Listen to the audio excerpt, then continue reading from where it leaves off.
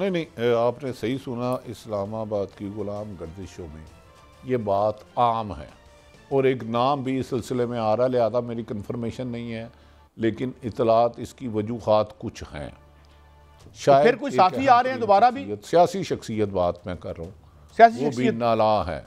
अच्छा अच्छा अच्छा जी, मैंने कहा जो रिप्लेसमेंट है, मैं इशारतन पूछूंगा यार साफियों को अल्लाह का वास्ता साफत करन, साफियों का काम सरकारी ओहदे लेना नहीं है मेरे भाई। यहाँ साफत कर लो, यहाँ सियासत कर लो, ये आपका हक है। लेकिन काई साहब उनकी गुलाम गर्दिशों में हो रहा है और हो सकता है कि ए से एक नामतवक्को है उसका फ़ैसला भी हो जाए। लेकिन प्राइम मिनिस्टर साहब जैसे ही कुवैतियाँ जो बाहर के दौरा गए हैं वापस आते हैं काकड़ साहब, तो इस पर तफसीली फ़ैसला किया जाएगा। चलें, दूसरी बात कि एक दो आदमियों से और भी खुश नहीं है। मैंने गुजारिश की है ना, आज से महीना 15 दिन पहले जो पोजीशन थी अब कुछ बदलती हुई नज़र आ रही है। अब कितनी बदलती है ये वक्त के साथ साथ पता चलेगा, लेकिन खंडरात बता रहे हैं अबारत आली शान थी। मैंने आपको कहा हो सकता है कोई साहब आपको बैरून मुल्क जाने की भी उनकी खबर आ जाए, लेकिन ये चंद दिन इंतज़ार करें, बड़ा अहम फ़ैसला होगा 10 दिसंबर तक। 10 दिसंबर तक अहम फैसला होगा। चलें, लेकिन बड़ी साहब अब आगे बढ़ते हैं, ये आखिरी सेगमेंट है। तो इसमें एक तो क्लेम आया है कि पीडीएम के दौर में मैशत सुगड़ गई थी। कुछ बात समझ में भी आती है, 20 का कोरोना और फिर उसके आगे फॉल आउट हुआ होगा, और माशाल्लाह जिस तरीके से चीज़ें हैंडल की गई वो भी जो है उसका क्या हम करें। और ये जो अभी आज एक हदायतनामा भट्टी साहब जारी किया है अपना वर्ल्ड बैंक ने, तो अब ज़रा देखिएगा कि हमने हर वो काम किया जो वर्ल्ड बैंक और IMF ने कहा। शौकत अजीज़ के दिनों में first regime of economic reform, second regime of economic reforms, no tariff regime, ये सारे काम हमने किए। प्राइवेटाइजेशन 160 इदारा बेचा, 130 बंद हो गया, कोई ऐसा काम नहीं था। और फिर सबसे बढ़कर जो कप्तान साहब को तब मैं और आप कह रहे थे जब इनकी हुकूमत थी कि भाई ये स्टेट बैंक एक साहबका चौथे पांचवें दर्जे के जो मुलाजिम है वर्ल्ड बैंक का या IMF का, उसको मत दो। तो भैया ये डॉलर, अच्छा अब वो कहते क्या है, तकलीफ क्या है उनको कि SI ये जो बनी है, एक काउंसिल बनी है जिसमें PM बैठते हैं, आर्मी चीफ भी बैठते हैं, और जिसके आने के बाद कम से कम डॉलर जो है उसने लुढ़कना बंद कर दिया था। अब ये इनको खटक रहा है और ये स्टोरियाँ फीड करवाई जा रही हैं। अब सवाल क्या है, सवाल ये है कि ये क्यों क्या कहते हैं, चुभ रहा है आंखों में। बहुत मोटी मोटी बोटियाँ हैं, बहुत बड़े आपका जो डाक खाना है, आपका जो पोस्टल सर्विस है, इसकी बेशुमार प्रॉपर्टी है, PIA की बेशुमार प्रॉपर्टी है, अपना स्टील मिल की बेशुमार प्रॉपर्टी है, और इस पर हमारे 2 होटल पे भी नज़र है।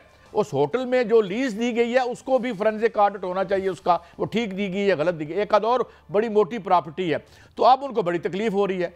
सवाल भट्टी साहब मेरा आपसे ये है कि हमने हर वो काम किया जो तुमने हमसे करवाया, और सुने कल आपके दफ्तर में बैठे हुए हमारे उस दोस्त ने हमें बताया जो काबुल में कारोबार करते हैं कि 64 अफगानी का डॉलर हो गया है, 64 अफगानी का।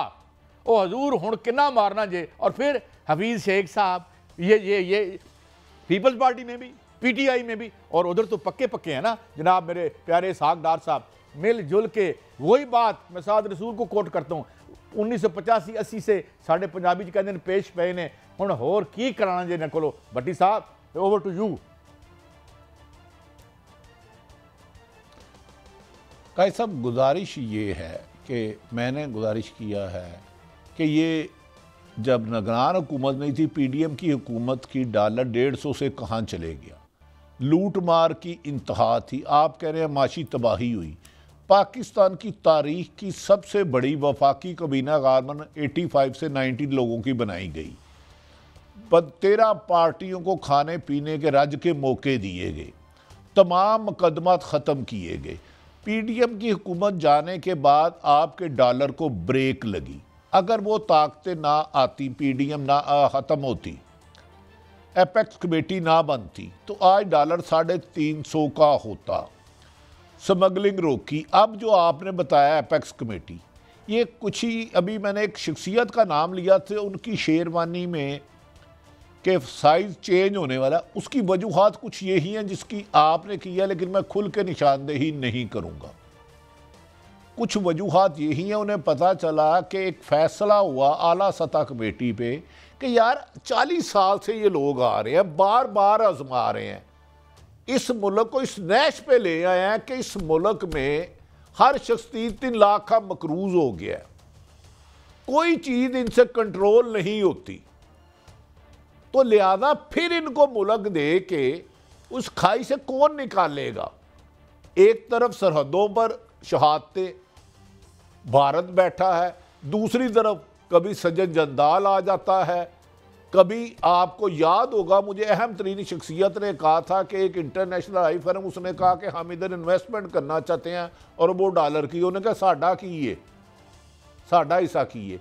तो ये हिस्सा लेने वालों के बारे में मेरा ख्याल है कि कुछ शायद अब सोचना शुरू हो गए हैं कि नहीं यार, अवाम के फैसले ही बेहतर होंगे। और मुल्की अगर आपने अपने फैसले IMF या इंटरनेशनल पावरों के कहने पे करते रहे तो पाकिस्तान की इकॉनमी का पहिया नहीं चल पाएगा। पाकिस्तान के मफाद में फैसले करने होंगे, पाकिस्तानियों को करने होंगे। याद रख ले, ये किराए के IMF के ला के ये नहीं बता सकते कहाँ टैक्स कितना लगाना है। उन्हें तो पता ही नहीं है कि पाकिस्तान में खतरे गुर्बत किस हद तक पहुँच चुकी है। बट तो इस महंगाई के दौर में अगर आप आजमाए हुओं को दोबारा आजमाएंगे। अच्छा भट्टी साहब, आप यहाँ हम जी आप कंप्लीट जी जी इकॉनमी पे अब आप हैं, कोई इसके लिए मेरा आइंस्टाइन होना जरूरी नहीं है, मैं सादा सी बात करने लगा हूँ। ओ भाई यार, 50-60 रुपए यूनिट पे तुम कौन सी इंडस्ट्री चलाओगे? और जो इंडस्ट्री यहाँ इस मुल्क में चला भी रहे हैं लोग, मैं तो उन्हें सल्यूट करता हूँ कि इन हालात में, वरना तो बड़े बड़े इंडस्ट्रियलिस्टों ने अपनी फैक्ट्रियां बंद करके जो है वो हाउसिंग सोसाइटियां खोल ली हैं।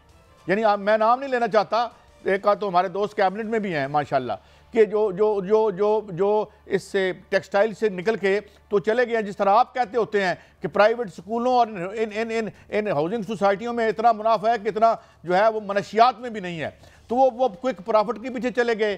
टैक्स ये नहीं देते, टैक्स इनसे कोई ले नहीं सकता, कब्जे ग्रुप जो है वो फंड करते हैं इलेक्शंस को। और जाइए तो केड़े पासे जाइए भट्टी साहब।